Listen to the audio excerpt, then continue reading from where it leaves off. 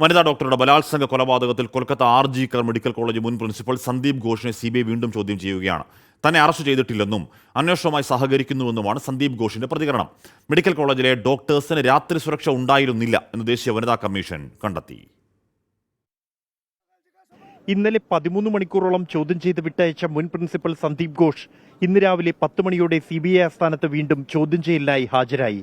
Arrest ചെയ്തെന്ന റിപ്പോർട്ടുകൾ സന്ദീപ് ഘോഷ് തള്ളി. അന്വേഷണവുമായി সহകരിക്കുന്നുണ്ടെന്ന പ്രതികരണം. সিবিআই অ্যারেস্ট করেনি, প্রথম কথা।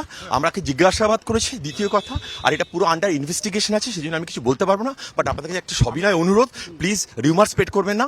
വനിതാ ഡോക്ടറുടെ കുടുംബത്തിന്റെയും സഹപ്രവർത്തകരുടെയും ആരോപണങ്ങൾ അന്വേഷിക്കുന്നുണ്ടെന്ന് CBI അറിയിച്ചു. മെഡിക്കൽ കോളേജിൽ രാത്രി ഡ്യൂട്ടിയിലുണ്ടായിരുന്ന ഡോക്ടർമാർക്ക് സുരക്ഷ ഉണ്ടായിരുന്നില്ലെന്ന് ദേശീയ വനിതാ കമ്മീഷൻ കണ്ടെത്തി. കൊലപാതകം നടന്ന ഉടൻ സ്ഥലത്ത് നിർമ്മാണ പ്രവർത്തനങ്ങൾ നടത്തി തെളിവ് നശിപ്പിക്കാൻ വഴിയൊരുക്കിയെന്ന ഗുരുതര പരാമർശവും കമ്മീഷന്റെ റിപ്പോർട്ടിലുണ്ട്.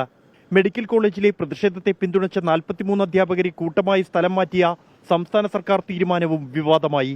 പ്രതിഷേധം ഇനിയും കടുപ്പിക്കാനാണ് സമരക്കാരുടെ തീരുമാനം.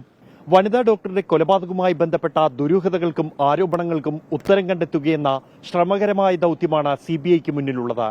എല്ലാ വശങ്ങളും പരിശോധിക്കുമെന്നാണ് CBI സംഘം അറിയിക്കുന്നത്. കൊൽക്കത്തയിലെ CBI ആസ്ഥാനത്തു നിന്നും ജിജീന്ദ്രനൊപ്പം ബൽറാം നെടുങ്ങാടി, 24.